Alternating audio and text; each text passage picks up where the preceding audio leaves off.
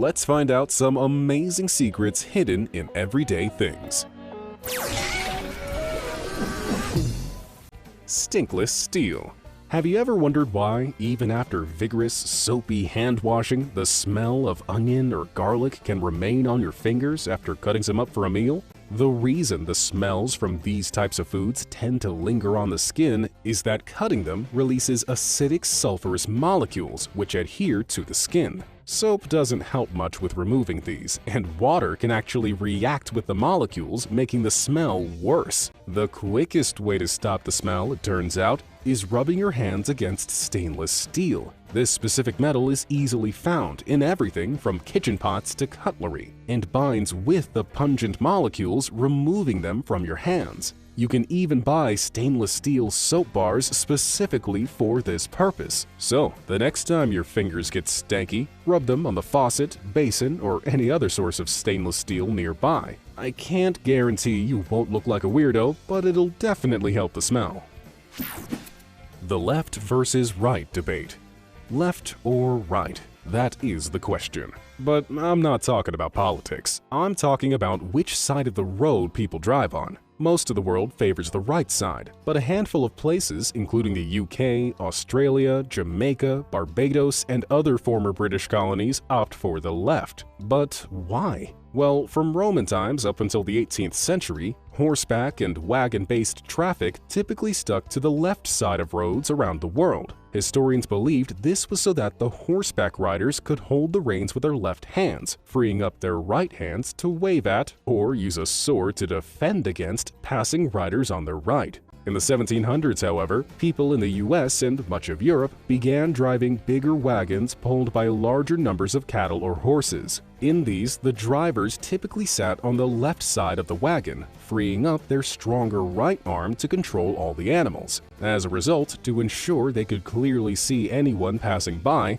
the drivers would use the right side of the road. Eventually, these practices became law and were solidified with the emergence of motor vehicles, which followed the traditions of their countries of origin. For example, American manufacturers like Ford developed cars to be driven on the right, while British manufacturers like Vauxhall developed cars to drive on the left. This tradition continues to this day, though most manufacturers produce both left and right-hand drive vehicles for international markets. Who'd have thought the left versus right driving debate all began with swords and waving? Not me.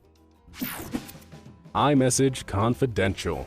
While Android superfans like to make fun of iPhone users for their phone software being overly simplistic, iOS does have some interesting hidden features most people don't know about. These intriguing secrets can be found within the iMessage app and are triggered by sending specific commands. Sending the words pew pew, for example, triggers a spectacular on-screen laser show with haptic vibrations that sync to the laser's movements. Wishing someone happy birthday swaps those lasers for balloons. A general congratulations brings confetti to the party. And wishing someone a happy Chinese New Year lights up the screen with a pocket-sized fireworks display. These fun little additions can bring a little extra life to your messages. But is it just a gimmick? Let me know which smartphone operating system you prefer in the comments below. Elevator Express. Nobody likes being stuck in an elevator full of people. It's even worse when you realize the buttons for pretty much every floor before yours have been pressed. However, most elevators have a secret button combination, usually used by emergency workers, that will skip all the other selected floors and go directly to yours. Of course, you should be stealthy using this trick, as it's not really meant to be public knowledge, but I'm going to tell you anyway.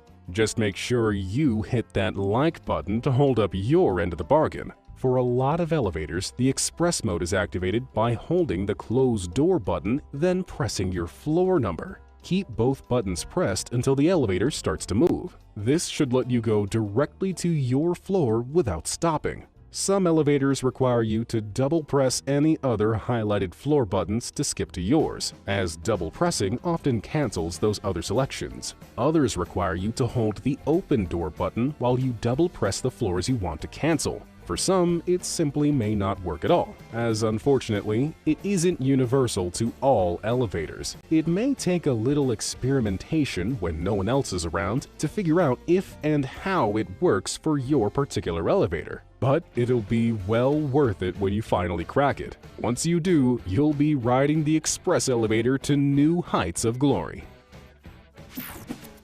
The keys to success. Have you ever noticed the little raised bumps on the F and J keys on most keyboards? Well, they're raised for a reason, and it isn't because F and J are typists' favorite letters. Those raised bumps are there to help orient a person's fingers on the keyboard without them having to look down. They're in relatively central positions for where most people will place their left and right hands while typing. This comes in particularly handy for people who type without looking down at the keys, like people who need to transcribe spoken words at a rapid pace. On full-sized keyboards, another raised bump can be found on the 5 key. This, again, is to orient users over a central, familiar point from which they can use their mental map of the surrounding keys to input data quicker. So if you're feeling a little lost when you're writing your next email, just feel around for your good old buddies F and J. All in the jeans. While slipping into your favorite pair of jeans, you may have wondered what the purpose of these little metal buttons is. But while they may look like a way to clip tiny accessories onto your denim, their reason for being there is actually a leftover from the past. Back in the late 1800s, jeans were often worn by American laborers who required sturdy clothes that could withstand a lot of strain, movement, and wear and tear. Certain varieties of jeans, initially developed by Levi Strauss and his associate Jacob W. Davis, soon became popular among the workers, thanks to those little metal buttons we see today. Those small metal rivets placed at the point on the leg likely to experience the most stress reinforced the jeans, preventing the seams from pulling apart. With modern, sturdier stitching techniques and technologies, rivets are no longer really necessary. But they're so ingrained in our ideas of how jeans should look, they've stuck around regardless. Planes explained.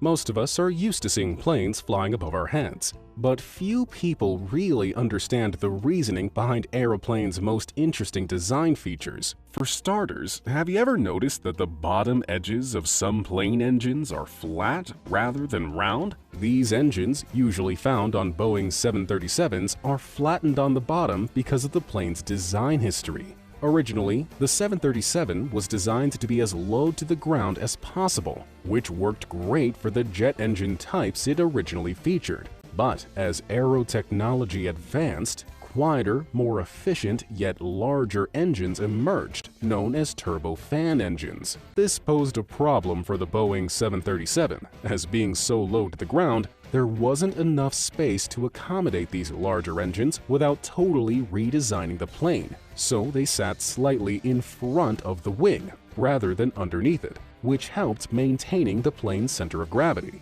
They also modified the turbofan's outer casing design, flattening the lower lips slightly while keeping the engine inside circular. This raised the bottom a few more inches higher, reducing the risk of the engine hitting the ground on rough landings without sacrificing efficiency. Another thing you've probably wondered, especially while looking out the window on an airplane, is what these things do. These canoe-shaped pods house the mechanisms responsible for moving and extending the flaps along the trailing end of the wing, which affect the plane's lift. As you can imagine, moving a big metal flap against the wind to change the forces acting on a particularly large aircraft traveling at around 580 miles per hour requires a lot of structural integrity. This is why the pods are so large. They have to be sturdy enough to withstand these changing forces. The bulky, white-looking covering surrounding them, meanwhile, ensures the air is streamlined as it passes over it, reducing unwanted drag.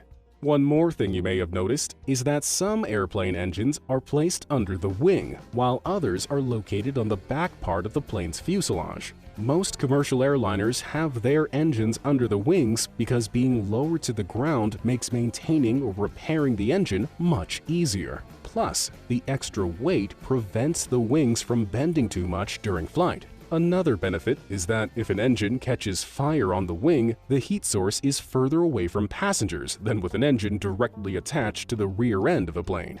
You can also fit larger engines in larger quantities underneath wings than at the back of an aircraft, which is why the largest aircrafts usually have underwing engines. A benefit of rear-mounted engines, however, is that if one of the engines fails, there will be less turning force on the aircraft in the direction of the failed engines, as both engines are closer together. With less rotation to have to compensate for, this makes it slightly easier to steer to safety. Back-mounted engines, being further from passengers, also appear quieter, and the chances of them scraping the ground or sucking things in like rocks and grass are near zero. Generally though, neither placement is objectively better than the other. It's merely a matter of matching the engine placement to the purposes of the aircraft. Unsurprisingly, there's a lot more to airplanes than meets the eye. These giant metal birds are true marvels of technology, so take some time to appreciate their complexity next time you see one pass overhead. What little-known secrets and hidden uses have you uncovered in everyday objects? Let me know in the comment section below.